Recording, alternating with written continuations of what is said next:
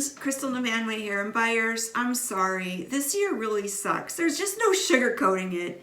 We only have about 5,400 homes on the market, about a fifth of our normal inventory. There's buyers outnumber sellers at least 7 to 1. So competition is really, really tough. Prices are going up quickly, and there's a good chance they're not going to be coming down. So yeah, you want to jump on this train while you can. So how do you get your offer accepted anyway? Well, I'm going to give you 10 tips to help your offer stand out from the competition and hopefully get accepted. So starting off with, do your research. If you're thinking about buying a home this year, start now. Even if you're thinking about buying towards the end of the year, start now. Start looking at the market and start understanding what the challenges are. Align yourself with an experienced real estate agent. I know we all have the cousin who just got their real estate license and you want to give them a shot, but to be very frank, this is the time where you need an experienced agent in your corner. Many of us who've been in the market long enough we've seen this kind of thing before. We know what to do. Number 2, get pre-qualified. And this is a no-brainer. You need to get that step out of the way. You need to provide pre-qualification evidence with your offer.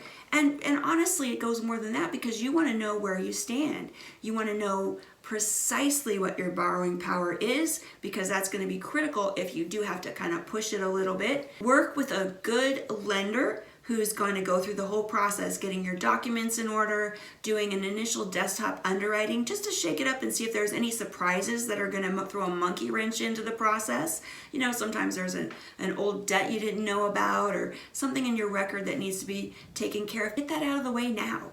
It's going to be stressful enough later. Number 3, write the offer. I hear this from buyers all the time. Well, I don't want to be in a bidding war. Well, guess what? They're all going to be bidding wars, okay? It's not scary. It's just whoever has the best offer is going to win. So write the offer, because if you don't play, you cannot win. I can guarantee you don't write an offer, it won't be accepted. So just put your best foot forward. Work with your real estate agent to put the best, strongest offer together and take your shot. And here's a little bonus. Right now, we have a large number of contracts falling out, and for various reasons. And so if you've got an offer in there, it's usually held as a backup, and you will be one of the first people notified if that contract falls out. Most listing agents will circle back around to the good, strong backup offers and see if you're still interested. So you might have a foot in the door in case something happens. Which leads me to a sort of aside. When you're writing an offer, I have clients asking me, should you write offers on more than one house at a time? And people may not agree with me on this, but my answer to that is no, I don't recommend it for a couple of reasons. One is you really do need to disclose if you're writing offers on more than one home to the lister. And if you don't, you are putting your earnest money at risk. If you get into contract and you get 2 offers accepted by some miracle, now you're on contract with both houses, you're going to have to cancel one. Some listing agents, they're going to understand what you've done there, this little game that you've played, and they're going to go after your earnest money. So that's reason number 1. Reason number 2 is if you're just shooting offers all over the place, how much effort are you really putting into each offer? It's best to pick a house that you really want to buy and put that strong offer in and see what happens. Yeah, it might take longer to not double up, but I feel like your chances of success are higher, and most importantly, you're not putting yourself in a risky situation in terms of losing your earnest money. Number 4, when you write the offer, make it a clean offer, squeaky clean. Don't think you're gonna get seller concessions, they're gonna pay for your home warranty. Anything that takes money out of the seller's pocket is gonna diminish your chance of getting your offer accepted. So this is not the time to be asking for a bunch of stuff. Sure, if they are throwing the refrigerator and the washer dryer in, the listing clearly says that those convey, yeah, you're gonna wanna ask for those things. Are you gonna ask for an allowance for new carpeting? No, because the next buyer is perfectly happy to put in new carpeting. So you gotta write a squeaky clean offer. Number 5, you're gonna wanna write your highest and best offer right off the bat. The chances of a seller in this market, in this climate, with 20 offers sitting on the table, the chances of them coming back around and countering you, oh, you know what, if you just throw $3,000 more in, you can get the house, probably not likely to happen. What I do is I take all the offers, I put them on a spreadsheet, I crunch the numbers, I put them in order of how much the seller will net out of each offer, and that eliminates quite a few of them right off the bat. And then those top ones, we might look at tiebreaker type things, you know. But if you're not in that top tier, you're not in the game. You're not in the game. So write your highest and best offer right out of the bat. And hey, cash buyers, I know a lot of cash buyers are like, hey, I'm paying cash here. Doesn't really push you to the front of the line, okay? You still need to write a strong offer. Seller recognizes that we don't have to go through the whole mortgage process, but you know, a lot of mortgages get approved, so it's not that much of a benefit to them where they're gonna give you the house for like $5,000, $10,000 less. Just keep that in mind. The highest and best rule also applies to you. Number 6, an escalation clause is a super great tool for a market like this. Here's how it works in a nutshell. Let's just say you're looking at a property that's listed at $350,000 and you really, really want that property and you're willing to spend up to $370,000 to get it.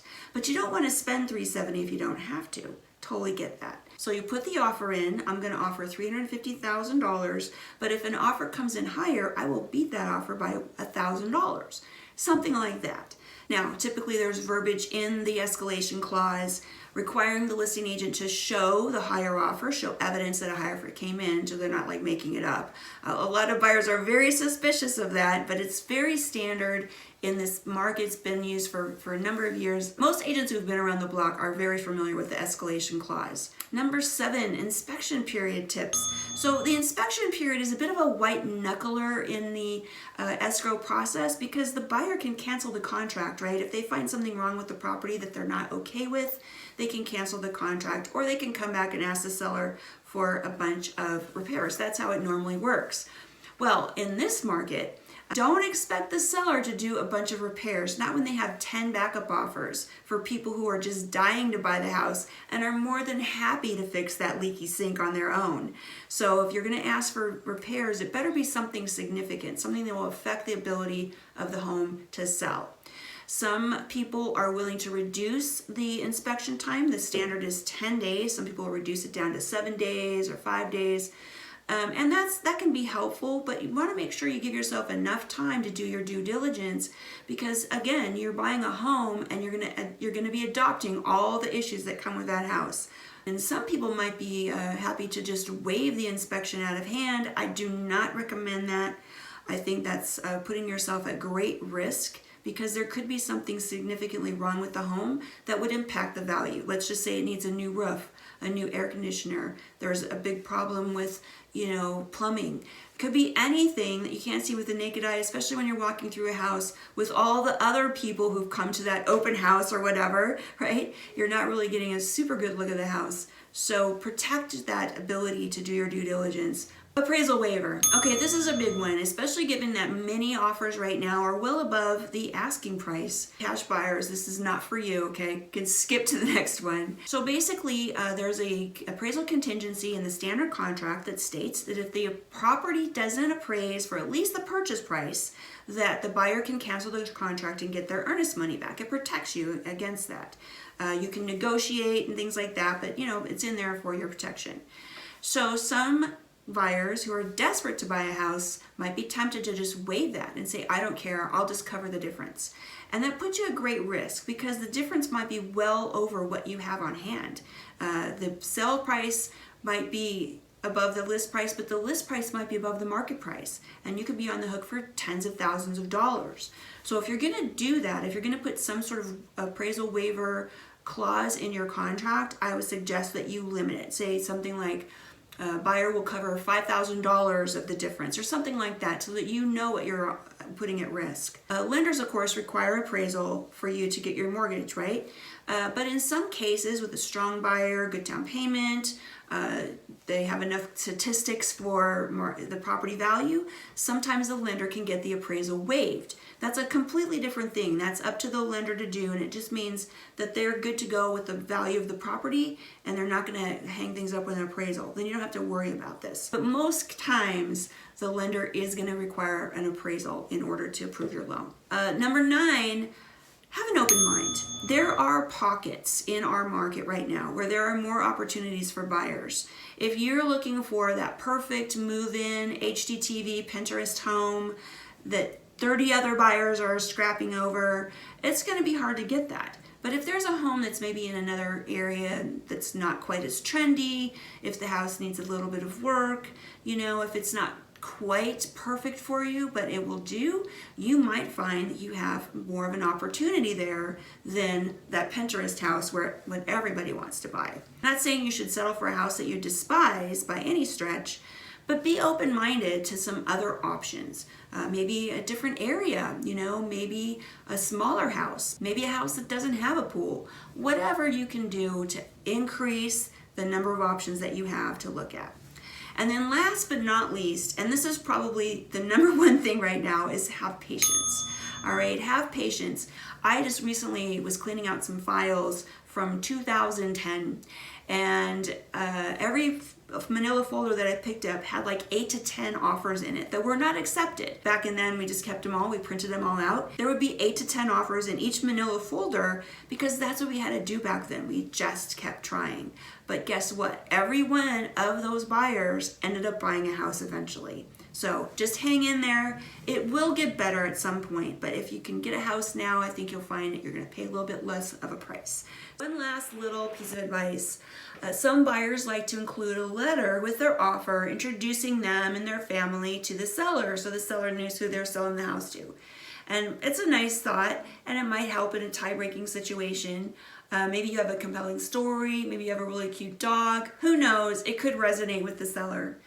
But at the end of the day, and especially in this crazy market, if you don't follow all the other tips that I've given you and present a really strong offer that makes it easy for the seller to say yes to you, that letter isn't going to make a difference. So patience is key. Get in the game. Use these tips. I hope that you find them helpful.